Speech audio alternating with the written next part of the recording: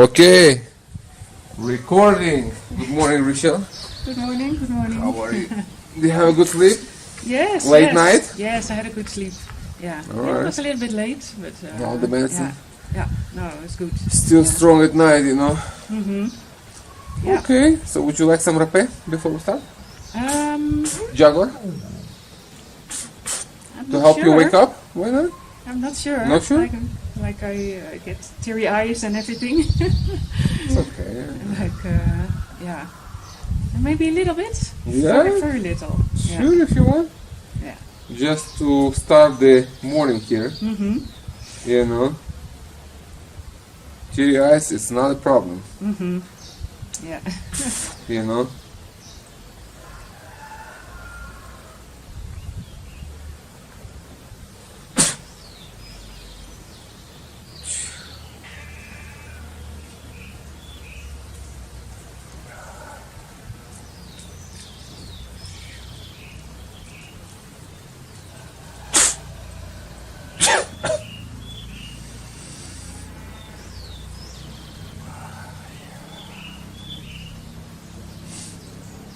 Jaguar Okay. energy in the morning.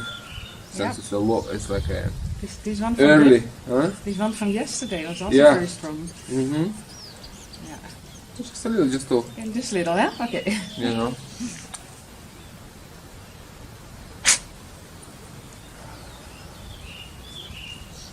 Just to wake up and talk for an hour.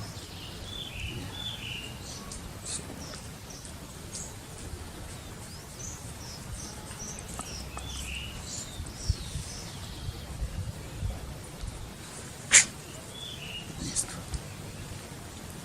Alright.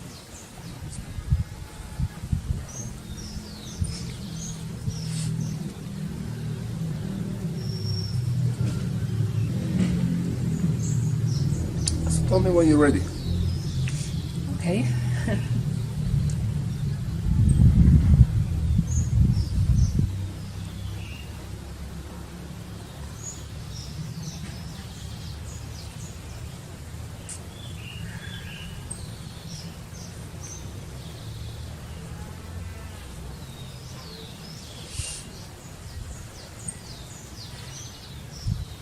Yeah, I think I'm ready.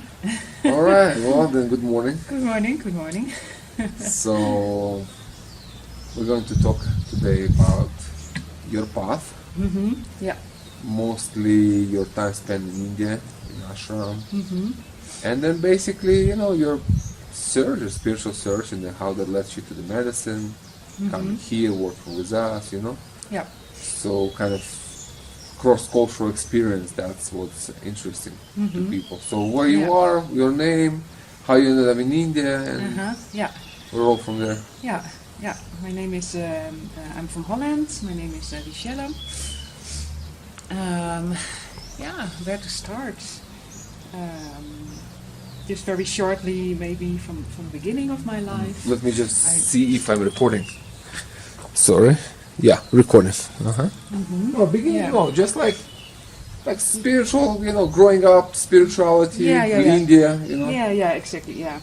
Well, as a child, I was already like interested in like the other world, or like and was a little bit in the fantasy world sometimes, but always searching for that.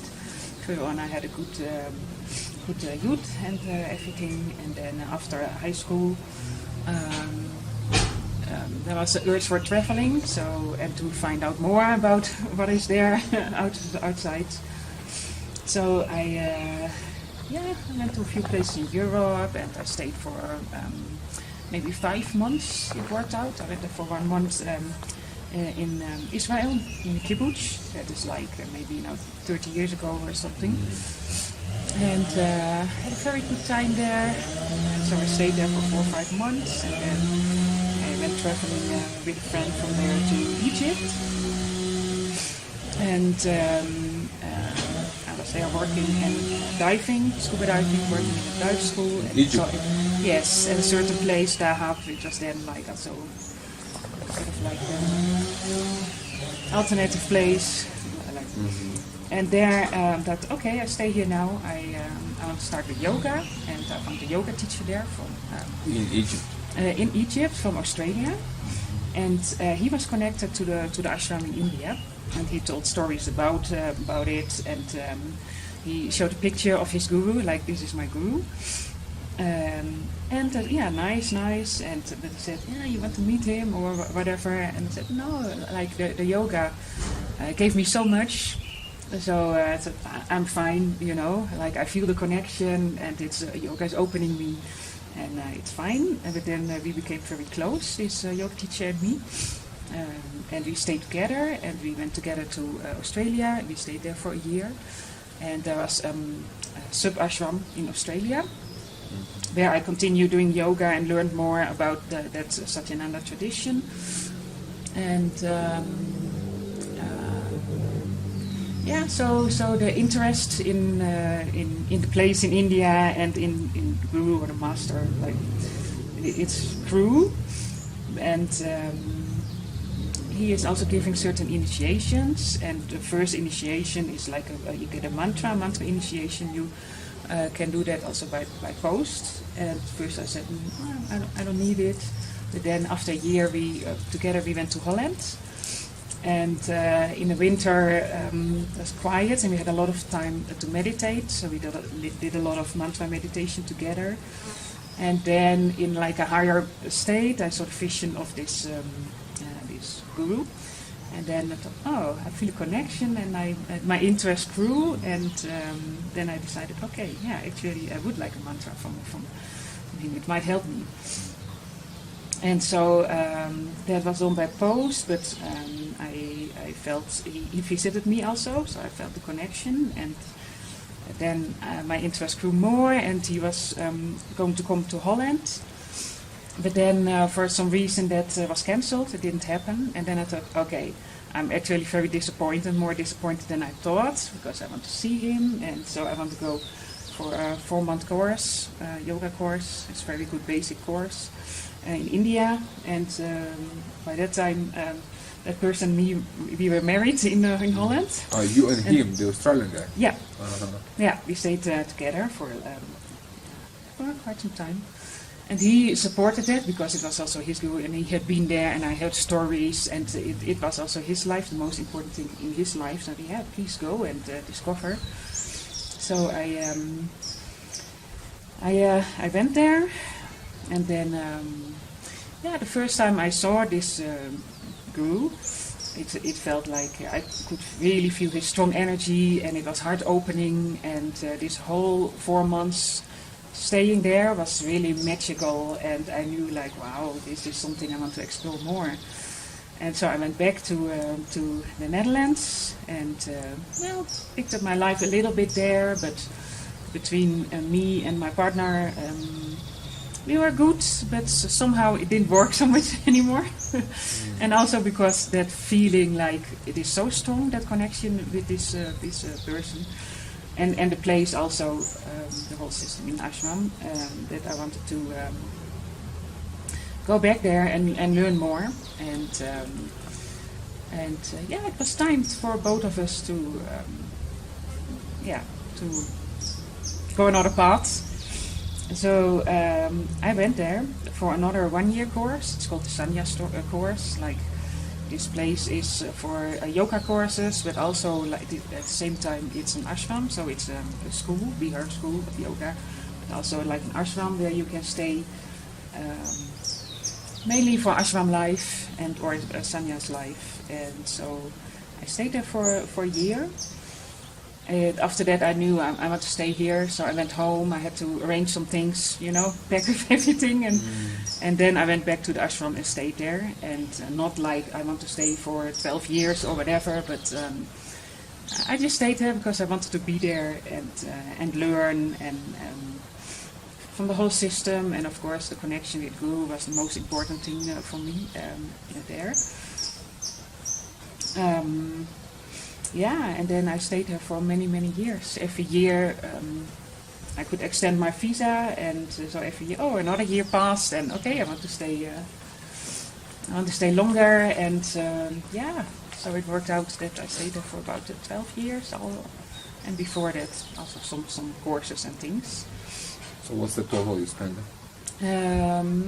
Maybe 13, with some breaks, the whole period, maybe 14 years, something like that, I think, yeah. Yesterday you said 15. 15, well, yeah, from the moment I first came there, maybe... 15 in total. Yeah. But I was like... But 14 years actually living there. Something like that, yeah. That's a long time. Yeah, it's a long time, and if I'm thinking back, it also feels a bit timeless there, because life is different there. You focus on different things.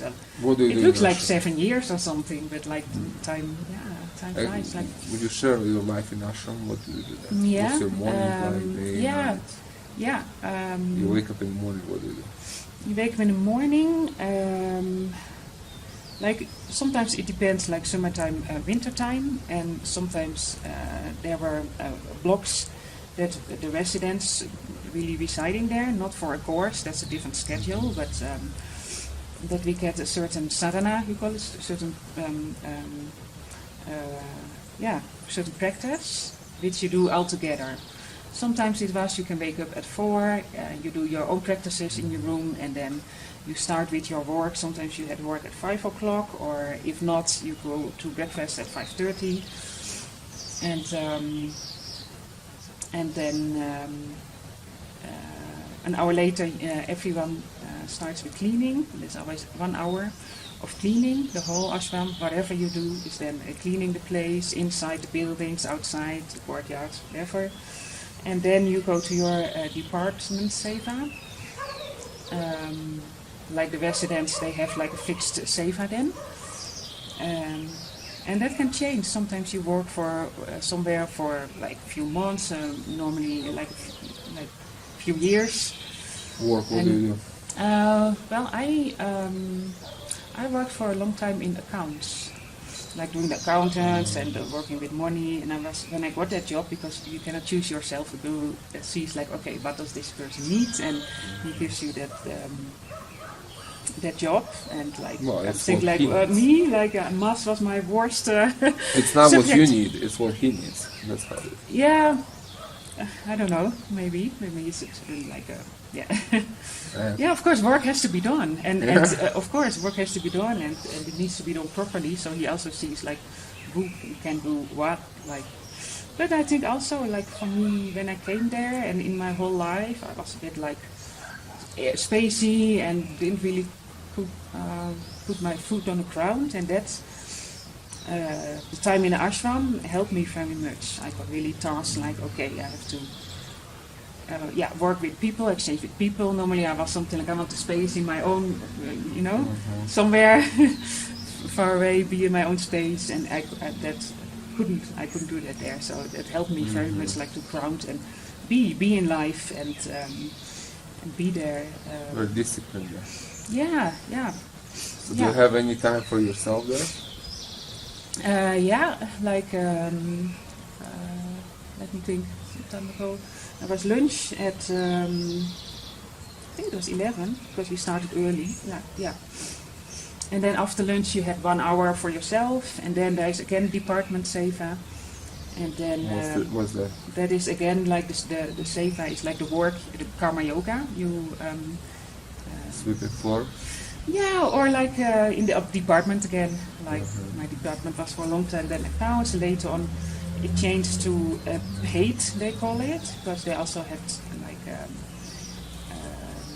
that we prepare packages or things for the people who need it, like the children there, or like the laborers, the workers, or the people in need, and they got them. Some of the communities, like outside of Ashram.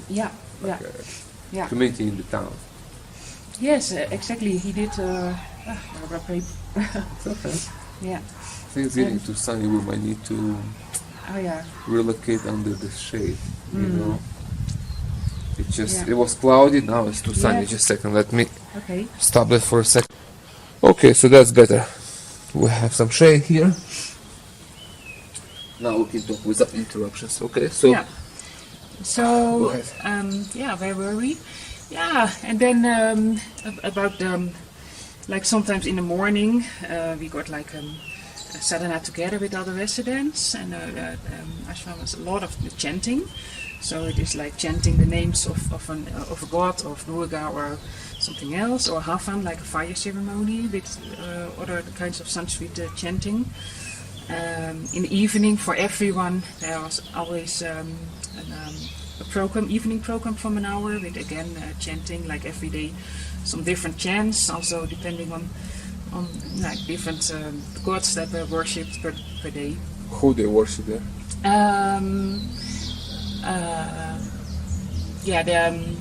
The different deities, but like the Hindu deities, like Devi, or like Monday it was often Shiva, and like Devi or Krishna, so Rama, different times a day, Hanuman, different worships of different deities. Yeah. Okay. Yeah. And the nighttime? Nighttime was like after the evening program, Mona, like silence, and then normally you go to your room.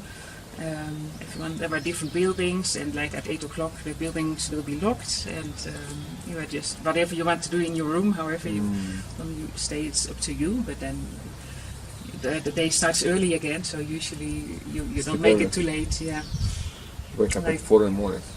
Yeah. What about Saturday, Sunday, same? Saturday, yes. Sunday, work in the morning, and then the rest of the day was Sunday off. So that was also nice to have some time for yourself. And then also during the meals there's silence, and with breakfast there's also still silence. And that also makes that you, even though you are around people, you get some space for yourself to whatever you want to digest or like. And that was like 14 years straight. Yeah. So why did you leave? Yeah, at a certain moment, like in the beginning and all these years, I was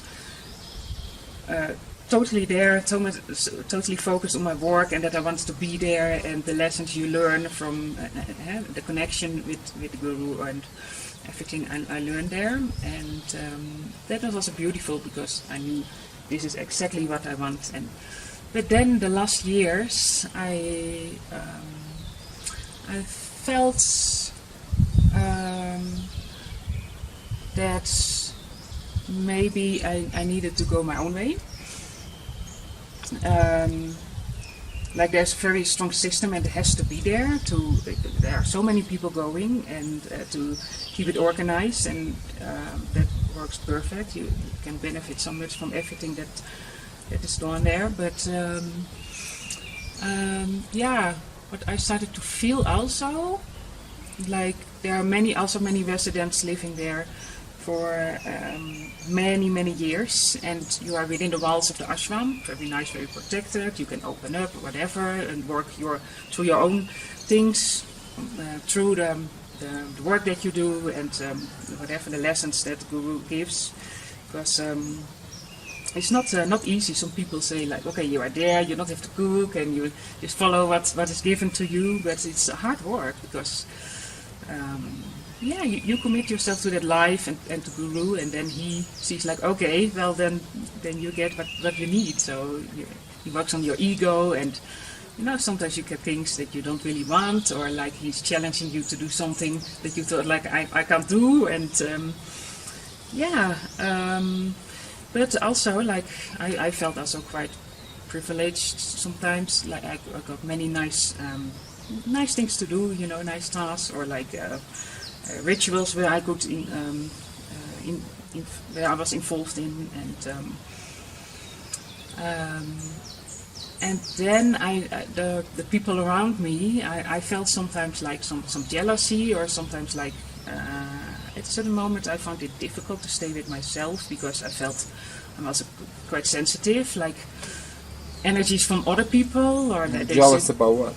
Well, maybe about that I get a nice task that they don't get, or it's actually bullshit, childish, but being in such a closed environment for such a long time, and that is your life, like sometimes it feels like what happens outside in the world, all these things, crazy things going on, happens also inside. I mean, we are out there to learn, and like even Sanity has sometimes said, like, a healthy person doesn't go to the doctor. So me too, I was seeking something there. I kind of needed that support to go further, and so not everyone is pure there. Like, of course, everyone has good intentions, and definitely beautiful connections are made there. But also, I felt the other side a bit, and it. And also,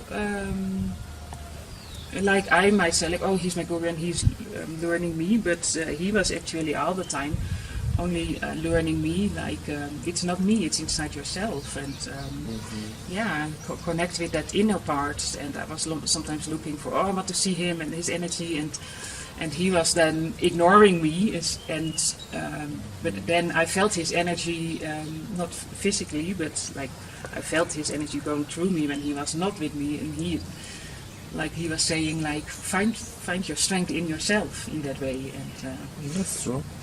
Yeah. So then at a certain moment I just felt like I need to go my own way, like this system, and it works, and it has given me a lot. I'm very thankful, but now it felt like I was thinking of that, like maybe I should go my own way and for some time, and then there was like a small visa problem, and then that was the moment. Small what? Visa problem, visa. Extension visa, and it was suddenly different, and then I had a choice to go through that, but with some difficulties, or I think he also saw like that I was hesitating, and said, okay, it's your choice, you want to go, if you want to stay, stay, and then I had to decide within a few days, and also leave within a few days, because my visa was leaving. So tell me about him. Did he speak English? If he speaks English, yeah, he's very international, like the place is, and there are some people coming from India, but also very many people from all over the world, from Australia, from some from the States, from Europe, a lot of people. So and he also has lived in the States for some time, and then his guru, like it's a tradition, like from guru to guru, like told him then come back to India and take over, and actually he. So who built the ashram? He built the ashram? The ashram was built by his guru. Like, so and he inherited the ashram. Yeah.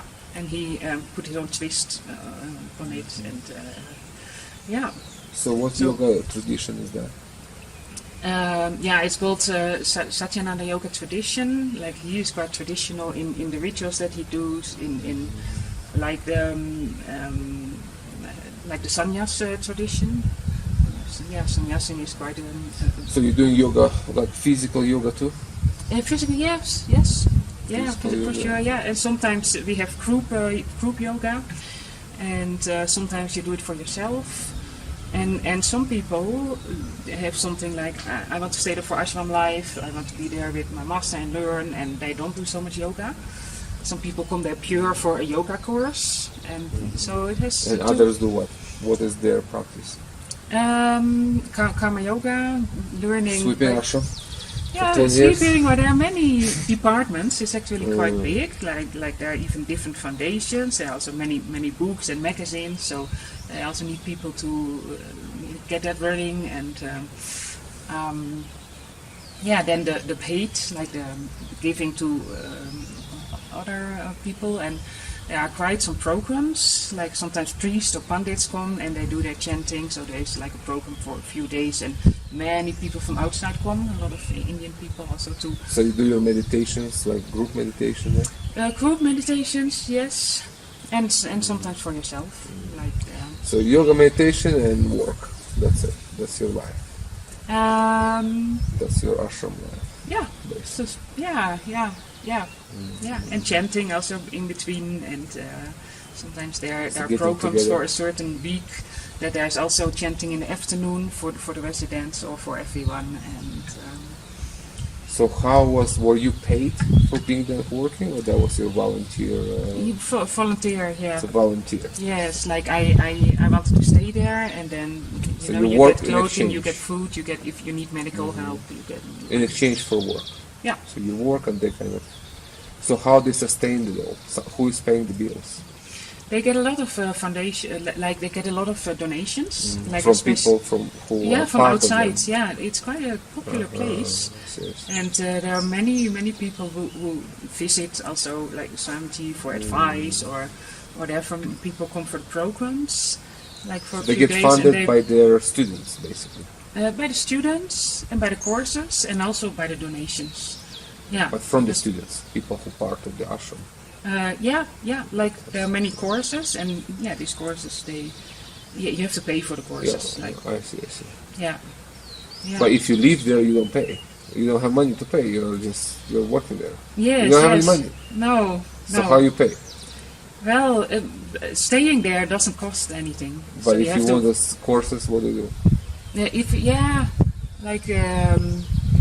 Many people who stay in the ashram, they don't do a course. Or sometimes somebody says, you can do this course, or you can teach, or whatever. But most people who do the course, they just come from wherever they are, do the course, and then they go back. And then people who live there, we have our own programs, what we get while staying there. And sometimes there's satsang, so he talks about, he can ask questions and he is like answering it. So did he have a family, or he was a celibate, this guy? The teacher? The teacher? Celibate, yeah. So no family, he's just by himself, like a monk? Yeah. All his life? Yeah, exactly. And is that what he was encouraging in others? Well, staying in the ashram is like a celibate life. There's even like the buildings are like female buildings, male buildings. If we sit for the evening program, there's a male side, there's female side, and you don't mix? No. In other programs, maybe yes, but like the evening program was like that, and it's kind of like, you're focusing on other things, so that energy, male, female, whatever, it's like, you also choose to be there, and you know that it is like that, so it's not a place for mixing, or being close physically, and how was it for you? How long you been celibate? Yes, when I was there, I was during that time, the whole time. Yes, exactly. Yes, but of course, before I came there, not, and I also felt like I have to go my own way when I went out there, and I don't want to. I want to be free and not like, okay, now this is me and this is my life, so I have to do that for the rest of my life. And it happened that I met a partner quite soon when I came to Holland again, and so if that the celibacy over in Holland. Yes. Good. Yes. Congratulations. Yeah. Well, okay. If that is, that is also. I had struggles with that. Like, this is my life, and I choose this path, and then I choose to go. But then I thought I cannot. I have to follow your heart. Yeah, your heart, and what is there's more to explore in life, and and now I'm at the moment to explore. Now I'm at the moment okay, I'm not so attracted to these physical energies. There's so much more in my life and happening new things. So, but if I meet then you open. I don't know. So, but I felt like I had to go my own way, but I took with me what I learned from there. It also gave me a lot of strength. It grounded me. It helped me in many ways. Be a bit more here in life, and more present. Of course, the strength that the connection and meditation and all this gives you. like still how I live my life is like I live my life, I do my thing, but I also know like what is reality, you know, what is in me is reality. What I do is not really me. Like yeah. So were there people who lived there longer than you? Yes. Yeah, some people stay there for their whole life. They've like I committed to this life. Westerners. Westerners, but yeah, and for Indians it's a bit different, because for Indians this whole sannyas tradition is very serious. They go there and they commit forever. Like sometimes they break into contact with family, or like. But Westerners. You mean they cut contacts with their families? Yeah, like now I'm here with Guru and I'm sannyas and I want to focus on that. And, but some people also, the family came to the ashram, was also close. And yeah, for Westerners it was not like that. It was also not that it was asked from us to do that. Yeah, it's... yeah. So, yeah. Maybe, yeah. Life on loneliness and isolation. Well, it's one big family. Like you live there so close with others. But yeah. But yeah. So when you decided to leave, how that was taken by him? What did you tell him? Ksenia, chequea fuego, por favor. Yeah, like at the end, you know, it's I feel like it was my choice, and he will support me anyway through life. Like when I was in Holland, I also still felt his energy, and yeah. But what did he tell you when you said, I'm leaving? What did he say? Yeah, it was...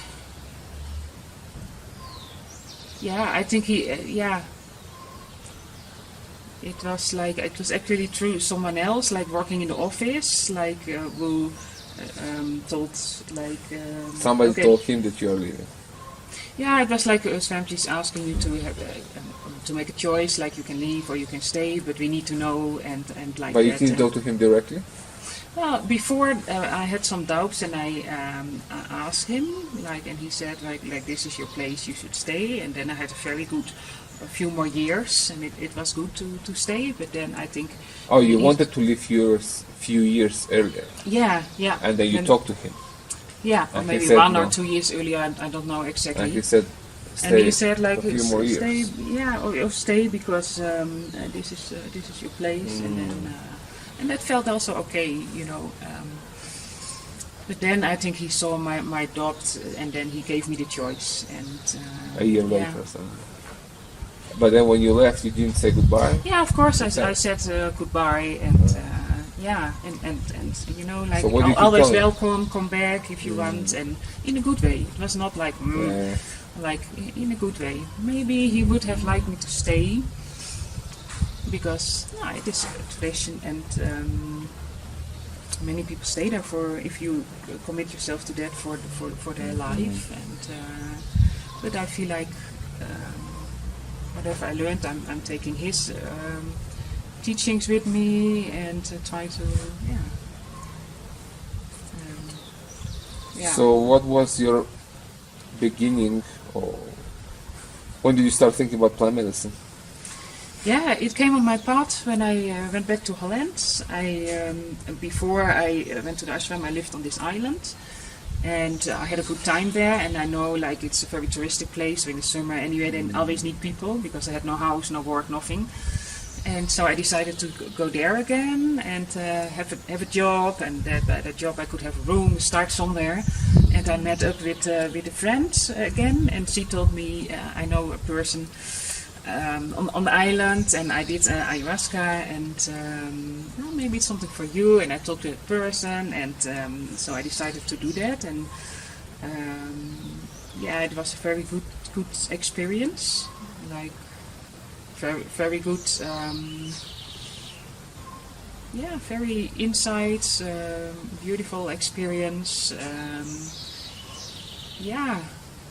close connection with myself. Also after that, like feeling very open and good, and that was the first time ever. Yeah. And then how did you progress in that path? Not so soon after that I did another session with that same person. And then for quite some time I had other things in my life and I didn't do it, but 1.5 years later I did another session in Holland. It's like, I know you are Some not... people. No, it's different people, like organization. I know you are not so a fan of that. It was a mix with ayahuasca and chocolate. You told me it's not good, but anyway, that was again a very good experience. Good but difficult because a lot of sadness came out. But every time when I do it, I feel like I have insights, I have clearing, it's teaching. It's a teaching plant.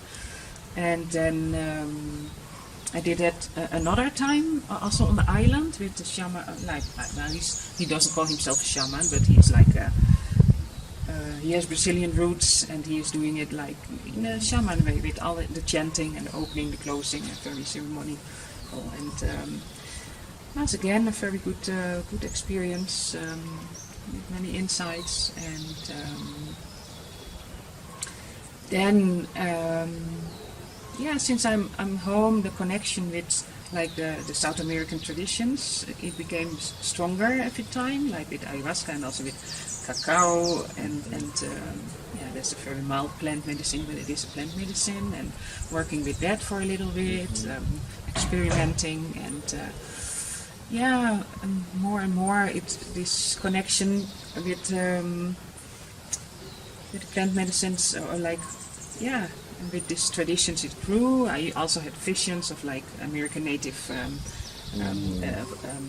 phases and things, so I felt like there is... the medicine. Through the medicine, but also sometimes in meditations, but also through the medicine. And then it felt like I met also another person who was working with Huachuma a lot, and where I did like a cacao ceremony, and it felt like the plant started to call me. And at the same time, I didn't travel that much for some years, and Peru or South America came to my mind. Like I think I want to go there and see, like, see what that is. And then I thought, well, then better, here is where plant medicine is coming from. So better to try out the Huachuma in Peru. Huachuma. Okay, yeah, okay. Yeah. So, and then I first was a Dutch lady who organized, I think her boyfriend is from Peru, who organized some Huachuma tour, 10-day tour. But after all, then I met Klasina, and she also wanted to travel, and then, okay, let's travel to Peru, and then later on we decide, like, we are not going to do that, we make other plans, but I still like to do Huachuma, and I found you on the internet, and it felt, felt good, and then I contacted you. So you just Google, let's go Huachuma. Yeah, Huachuma in Peru, Huachuma, sorry. Sure. Like, yes, and, so now we are here. Yeah. So how is it here? Yeah, I'm glad I did it here. Like, I had heard people who say like Huachuma is much milder than ayahuasca, and it's more gentle on you. But like that first session, it kind of blew my mind because it is gentle, but it's strong. It's like a beautiful medicine. Like its teacher, like it feels same as ayahuasca, but also like Huachuma. I feel like it's inner guru, like the direct connection with source, and telling you, like being one with nature, like sitting there in nature. It's beautiful, and all these things that have to work through you, it can come out, and it's giving many visions and very close contact. I felt it. Again, I don't know if it is like the spirit of Huachuma, or is it my soul family? But all the time I felt very connected, and I saw these faces with this kind of Indians, like Native American people, and maybe because I'm also here on this South American land, that for me it worked out very, it's very good to be here, and feeling that connection so closely, it feels like coming home in myself. And I've also felt that in the ashram, but like now feeling this this connection and feeling like one with nature, or feeling like being nature. Like first you have all these thoughts, and that's very good because it clears you and it gives you insights, and you can see it from a distance, and but then also after that, like you come to an even deeper state, and all of that is finished, and you are just being and feeling the nature, and then thinking, like all these main questions: what is my mission, and why do I not find it? And even that disappears, and it feels like maybe my mission is just finding myself, and like that's good enough. Yeah, and so it's all it has touched me very, very deep, and I feel like it's only the beginning of something which I can explore much more. It is teaching me, it is giving me, it is letting me go what I don't need anymore. It is insights. It's at this moment it feels like a really beautiful, strong connection, and ayahuasca we did was also another way, but also very downloads, answers, like beautiful. It's been a busy week. Yeah, beautiful but busy. 3 Huachuma, 1 ayahuasca. Yeah. On the. Yeah. So how was your Huachuma first, second, and third ceremonies? First ceremony, it came on quite quickly. I already felt when we were going in a pickup, I felt emotions, and then I know, like, okay, emotions are going to come. It was like telling me, oh, okay, something has to go. And it's logical because I heard that the cat, that is a strange story, but that I was very close with. The day that we came here, I heard that the cat died. And the day right away. Yeah, and in a way, I found it very good that we were here, because otherwise, even during traveling, there are so many distractions. So you feel the sadness or whatever, but you can't really work through it because during the day there are so many things. And now I could really sit at the river, and that was the first thing that came, and it felt so close. This cat, that I was very, very sad. So a lot of emotions came out, a lot of crying, for many hours, but it felt also good, like clearing, and then also the medicine, I think, through the emotions, and sitting there near the river, which is maybe even like water is like connected with emotions, like it's a cleansing. It's a cleansing, but then also because the medicine was so strong, I felt like I could connect with the spirit of the cat, and besides that was there, but it was not only there.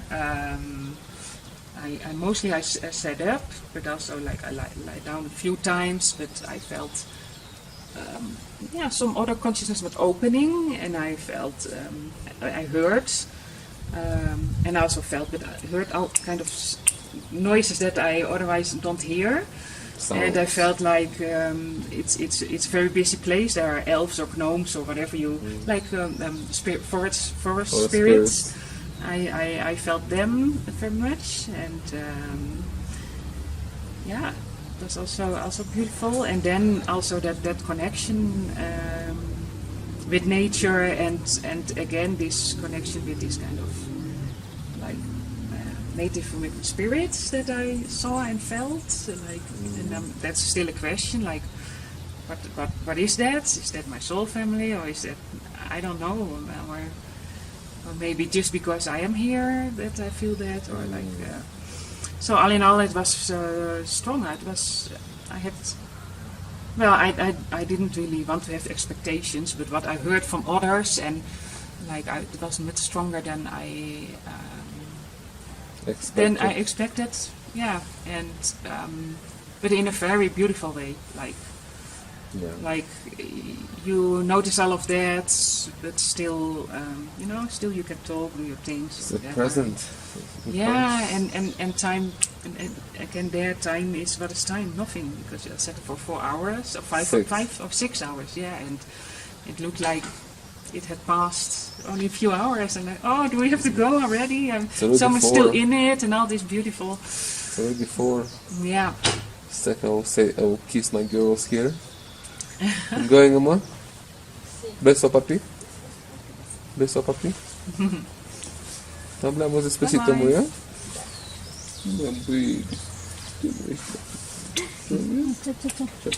Chao, amor, ¿ya? Ya, we'll talk later, ¿ya? Ya, amor, chao, te amo. Okay. Sounds good. So during this week, did you have, during the ceremonies, did the medicine brought you back to India? Yes, like the second time was also like all beautiful, spacing, everything's so nice and connection and beautiful. So, and then I had a very good ayahuasca session, so I was thinking like, okay, the third time, like I'm ready for it, another nice spacey day. But then we had this coca reading, which was quite, the things he said, sometimes I thought like, is that so? But then I could place it all, and then he said like the leaves were like this, he asked something like, do you have 2 passports or do you live in two countries? 2 nationalities. Yeah, and because he said you live in 2 worlds, and I said, well, I lived in India for so long, and during the ayahuasca session that didn't come. Other things from the coca reading came. It was also very beautiful. But then sitting there, I thought, okay, I'm ready for another nice spacey. But then it came. I felt indeed like these 2 worlds, and it was a bit hard. Like I'm not here, I'm not there, I'm somewhere in between. And what am I? What do I? I'm nowhere. I'm like that kind of. It was a struggle, and also like maybe feeling a bit of guilt. Like I left the ashram, but 15 years of training, and I'm not doing anything with it because I felt like I had to go my own way, and like. It's just one lifetime. Can I not, like other ones, totally commit my life to that? It would have been much easier. Because the time I was in the ashram and I was totally there and I was so happy and focused. Nothing else is important, this is important. But it didn't feel like that anymore. And so I had to follow my heart and go. But then feeling like, it was a struggle. It was a struggle. And then feeling so close with this new connection with plant medicine and bringing me so close to myself and nature and feeling it so strongly and almost like, am I allowed to feel it? I mean, I know if you look at it from distance, and others say, of course, but that were my feelings. Like, it is so much in me, this ashram life. And then, and I had this power tool, and it felt very good. And then, but now I'm connecting with a different, totally different energy. All the energy finally, goes to the same, but it's a different energy. And like maybe I make it myself difficult by mixing then all these things. But then at the end, I came to peace with it. Like it's also in myself, all these bullshit thoughts. Of course it can both be there. And of course I also, yesterday when I had these struggles, I felt like still the support and the energy of my guru. And if this new plant teaching is giving me and helping me further at this moment, then who can blame me? Like it's like my purpose in life is to grow and to. So that was my struggle yesterday, but at the end it came all together, and I'm happy for that.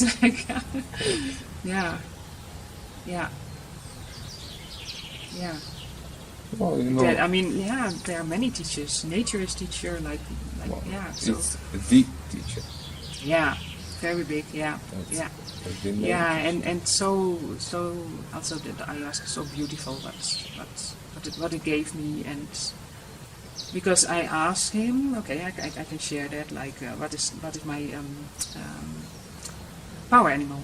And then he said it's something with birds. Well, like, even in ashram I looked after birds, and I had birds at home also, like, so birds are in my life. But then he said maybe they're like the hummingbird, colibri, or like an eagle. And it's which one you connect more, but you can have both. Yes, but then I thought I saw, like today, and also when I was sitting with Huachuma, I saw the colibri. So I thought, okay, that's probably my power animal. But then in the ayahuasca session, when it became very strong, I was laying down. I thought, okay, I have to sit up, and then I went into something, and there was this eagle with his wings spread out. Very strongly, and I had to cry because of this strong connection I felt, and he was staying there, and many things were going on, and he was still staying there, and why is he? He's not going away. Thank you for showing what my power animal is, but he's not going away. And then, why is he not going away? And then I felt like that he was staying there, his wings spread out. I felt protection. I felt like, I'm here to protect you, but you have to go through something. And then pain came out. Like, I felt my heart, I felt the emotion and the pain coming out, and that had also to do with something from the Coca reading, what he said. I think, because it had no thoughts with it, but I felt like the pain going out, and that was so beautiful. Like, more than I could think of, that so strongly and so for so long this power animal came to me. One of the things, not many more downloads and things in the ayahuasca, but like for me, like this whole week with plant medicine, it gave me more than I could ask for. And that's a very short time. You know. Yes. Well, this, we are thinking of maybe extending our stay. That's something for after the camera, maybe. Yeah, sure. Because both of us have a very strong deep connection. Deep connection, yeah, connection. That is the main word in my life, like connection with the higher, and I feel that here also very strongly in this way. I'm glad to experience this. It's a pure, profound connection with the true source. It's without intermediate. There is no intermediate. I'm not the intermediate. I remove myself from the experience. I'm there to guide you, to support you, but it's not about me, it's about you and the medicine. Yeah, and that's what I felt during the Huachuma sessions, that like the total safety, and that you were there, but we have to go I'm letting you do it. I'm letting you do that. Yes, and the same with the medicine. Yeah, and the same with the session with the shaman. He was definitely doing his work and working with the energies and things, but I felt him and you like pure, just doing his thing and letting us, like the chanting was the medium, but like just letting us it's guiding having the our medicine. connection and whatever has to happen. Yeah. It's that's the style, you know. That's to let you sit with yourself and look inside and understand yourself. You know? That's the whole point of all this work. It's the whole point of all spiritual work too. It's like that's the whole point. That's what it should be. You know, it's not always is because of other factors involved, but that's the whole point of ashram life, on spiritual lifestyle, and pilgrimage, and medicine work. You know, that's the point: is to understand yourself, understand who you truly are, behind your name, behind your profession, behind everything. It's like who you are in your spirit. You know? Understand the core self, the true self, you know, to find the inner guru and live your life according to that guidance. You know, that's the whole point. That's what guru actually means. It's the one who leads you from darkness to light. Many of them forget that on the way. But those who remember, that's the you know, that's the thing. It's like, I'm here to help you to find your true self. Whatever is the path, that's a different format. There they have this format, here we have different format. But the principle is the same, is to help you heal and move on in life. living from your heart. Knowing what you're doing is what you want to be doing. It's not what you have to be doing. It's not something you're told to believe. It's like, I want you to find your own core beliefs and believe in what you want to believe, but it has to be your own core beliefs. It has to be coming from your heart, from the experience of life, or from your connection with existence. That's what it is. That's what it is, yes. But sometimes, we all know that, but sometimes in life, some is distractions, and it's hard to come to that point and to feel that, and what is that exactly, what, so that's nice to be here, and of course that you can just dive into it. That's the condition that I create, it's just for you to really go inside and deep dive into yourself, and through this connection to find your relationship with the universe, and finding your healing past pains, because it's a baggage. You need to heal past pain. It's just a necessary stage on the path. You can't just bypass it and just kind of ignore it, because your life being there, you live that. It's like there are things that hold you back in your past energetically. If you don't heal, if you don't let go, it just will hold you back, and you will not be able to fly. Because an eagle cannot fly if you tie his legs or his path to a huge rock. You know what I mean? It's like that's pretty much how we live our lives. You have the wings, but you can't fly because it's too heavy. Your path is too heavy. So with the medicine, you can clear it up. Yes, and also in a very indeed gentle, but also like no escape or something. Nice, it's important to understand the gentle. When we speak about Huachuma, the gentle is the approach to healing. It's extremely powerful, especially when you drink real medicine like here. I'm not talking drinking whatever they give you, it's like Huachuma. No. I'm talking about real Huachuma. This is real, and you know it when you drink it. It's like this is extremely powerful and deep and profound medicine. But the approach is gentle. It's loving. That's what's important to understand. It's loving. It's not beating you up. It's like, hey, listen, this is your life. You can do this or you can do this. You choose. That's the gentleness. It's not forcing you. It's not beating you up. You did this. It's like, in that sense, it's gentle. People confuse the gentle with weak. It's like, this is like, why have you been drinking that? It's like, gentle. Indeed, and it feels like very natural way. It is a plant, so it is nature, and then taking that and in that way. It's a loving with nature. In that sense, it's gentle. It's just a loving spirit. It's just loving medicine. It's loving, like your grandfather loves his kids and grandkids. Like, hey, here is your life, kid. Here is your path. This is another path. This is what you're doing. This is what you can be doing. This thing you can change if you want different results in your life. It's kind of just showing you your path, and then you choose what to do. It's not imposing. It's not forcing you to do anything. It's like, hey, you decide. This is the approach of the medicine. This is the gentleness of that. This is how you understand gentleness. So when people say gentle, that doesn't mean mild.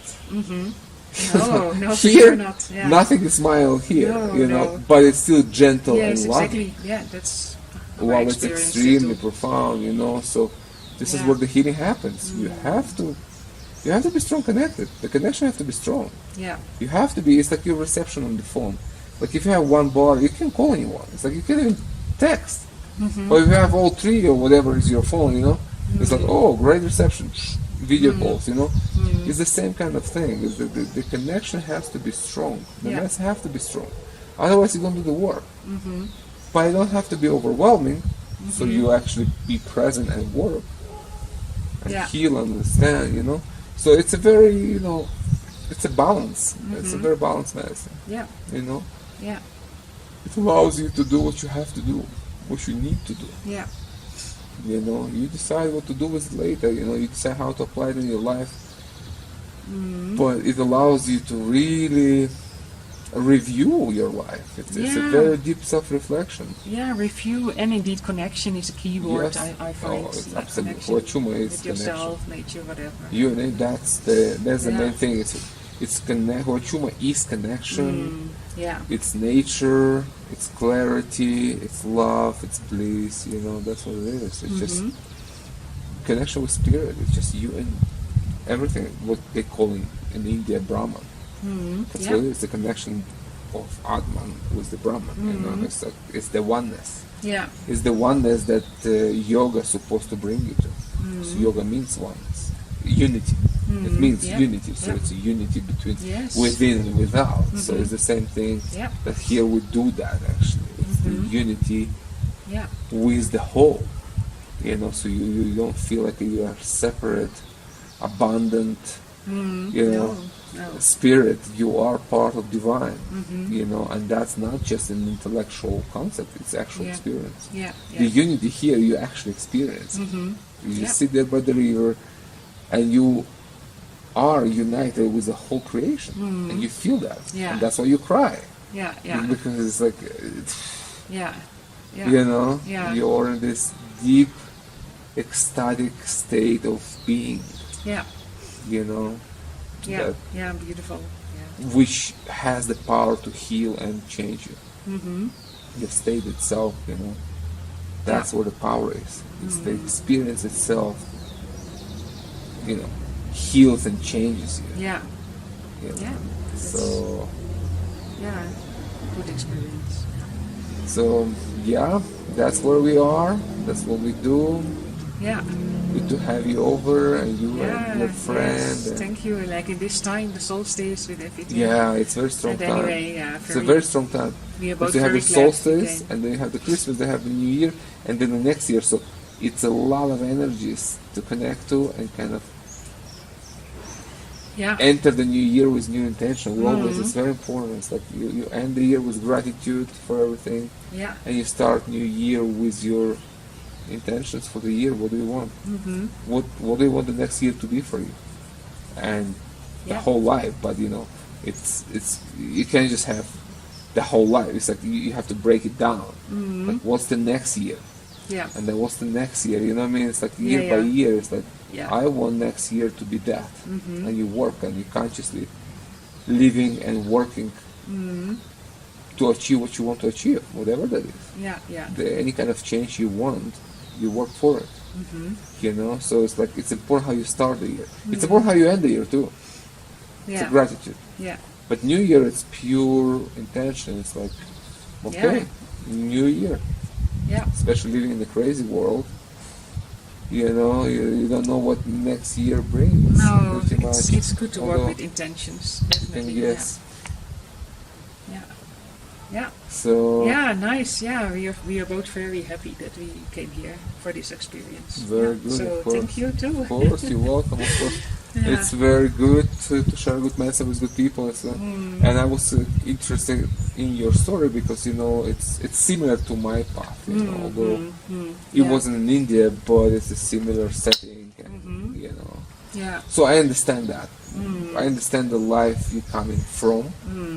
So I thought, okay, maybe we can share that with people and help people to open their minds and learn directly from nature, because that's, although I personally respect spiritual tradition of the East because, it's my background. But the problem with it, I see mostly that people who are living in India, going to India, they're scared of one medicine. They're kind of close-minded to this, and that's part of their tradition to kind of reject that. It's kind of has a negative approach. The teachers from there, they have negative approaches, which is very sad because the ancient India was shamanic. Before yoga, it was shamanism. So it's kind of a lost tradition of India. And then it kind of transformed into what it is today. But it's a powerful tradition that can be much more empowering, much more fulfilling if you instead of rejecting nature, you accept nature and you learn from it, and you use plant medicine that's been planted here by the same force that planted everything else, make the earth, make the air, light up the sun. It's the same force. Call it God, call it whatever you want. So when you use all these tools together, you can really expand your consciousness and deepen your understanding and find so much more fulfillment and so much more joy in life while doing all these things that helps you. Because what's the point of doing anything if it doesn't lead you to happiness? What's the point of that? I see the point. Any spiritual tradition must bring you to happiness and well-being and connection and joy. Yes, I think every tradition is connection, and every tradition does it in a different way. But the end result should be that. It's like, what's the point of your journey if it's all about suffering and endurance and what's it about? Okay, it's good to train yourself. It's a good training on the way to kind of to handle things, to handle life, especially when life is difficult. It gives you good training, but it's not all about that. It's a part of the path, and then you have to use that in order to find your true calling in life, your true calling, your purpose, and live up to that, to be aligned with your purpose, and that's where you find joy and fulfillment.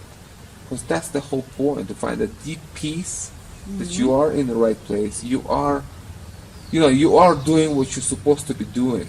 That gives you peace, inner peace and satisfaction and joy. That's the indicator. That's the main indicator that you are on the right path. And that's why I thought, like, okay, let's talk about this and help people. Although I write about this in my books. It's a very much a big subject in my books, pretty much in all of them. It's a different way, looking from different angles, but that's it's very important. It's like, I want people to come to nature. It's like, because that's where it is. It's like, it's just sad for me to see how limited people are doing other things which are good in their own rights, but yet limiting them, and can be so much. They can expand so much if they just accept what is available. That's it. That's what the shamanism comes for. It's like, it's just it's a way of nature. It's a way of plant medicine, nature. That's like a direct connection between you and all there is. In a very pure, unmitigated way. Without a third party. It's just you and it. That's it. And it's beautiful if you use other tools like yoga, meditation, concentration. It's wonderful tools that can help you to guide you through the experience. It's like to maintain the center, to remember yourself, to kind of and move through the medicine in a more conscious way. So it can be very helpful. Definitely. However, many people have these tools without kind of applying them in that way, which can yield a lot of understanding and a lot of experience, valuable insights. So that's I think it's a valuable conversation because it can help other people. But even like you were talking about these like traditions, but even what I find at home, if I talk about plant medicine, like some people say, "Oh, that's drugs." And it's not drugs; it's a medicine. Of course, but that's the unfortunate ignorance of the West. Plant medicine been stigmatized and viewed in a negative way for only one reason, that it was forbidden for one reason, because it has the power to wake you up. And those the power don't want that. Just explain the whole thing. It's like, no, we want you to believe what we tell you to believe. Yes. That's it. So we want you to follow the system. Exactly. They just want you to be in the matrix, and that's it. Plant medicine breaks that. It just detonates that. It just explodes that. It just nukes that. and then you understand the reality Yeah. as is. So that's the reason why it's been secret. You know, and I write about this. There's a history about it. It's like it's a deep subject, you know. So, well, I'm glad you were able to arrive in plant medicine world. You know, Yeah. that can open and has opened a new path for you that will be now interesting to see how that develops and what it develops. Yeah. So it can be, you know, plant medicine is it's the fastest track to understand it. It's just, your life can change here literally in a matter of weeks. You know, it depends on you, on how mature you are, how ready you are to receive, you know, different people in different, Yes, you know, it's always different, if you're not open stages. to it, then not much will happen. Exactly, So, exactly. So the medicine is here, Yeah. but it's up to you to go deep inside and see what's there for you, you know. So I'm glad you made the decision. You know, I know it's a hard decision, being 15 years in ashram, and then you feel like, oh, you betrayed your tradition, you betray your master, but it's not true. It's just not true. It's like really you can just. Just my path, my seeking for the You have to be the true to connection, yourself. the truth is That's it's it. just continuing. Like And you have to be true to yourself, not to him, not to me, not to anyone. You have to be true to yourself. That's your obligation. You owe that to yourself. So if your true self tells you, hey, I need to do this in life, then that's what you do. Yeah. You know, it's like with due respect, thank you. You know, you gave me this and this and that. Like, you're not betraying anyone. It's like you have to follow yourself. Otherwise, you're betraying yourself, and that's really bad. Yeah. Betraying yourself, that's really bad. That's like the spiritual death. Yeah. You know, so the medicine teaching you how not to do this. So my recommendation is just, you know, use what's useful. Like, take from your ashram life what's useful for you, Yes, for sure. and leave the rest to the past. You know, Yeah. that's it. So Yeah. with due respect, maybe you go visit them sometime, maybe not. It's like they did what they did for you, Yeah. and that's it. And now you build on top of that. It's totally fine. Yeah. You know, you can maintain your love and respect Oh, yes, without that's there. following, without Yeah. being part of it. You know what I Yeah. mean? It's totally fine. It's like, thank you. That Yeah. was a stage in my life when I needed that. Now I'm ready for just direct Yeah. experience, you know. That's it. I'm more mature.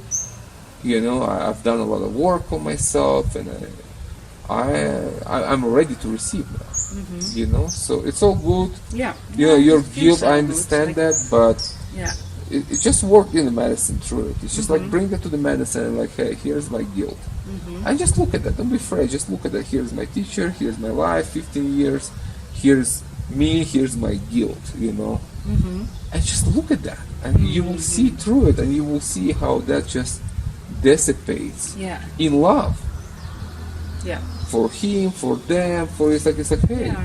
it's all good, but I Yeah. have outgrown that.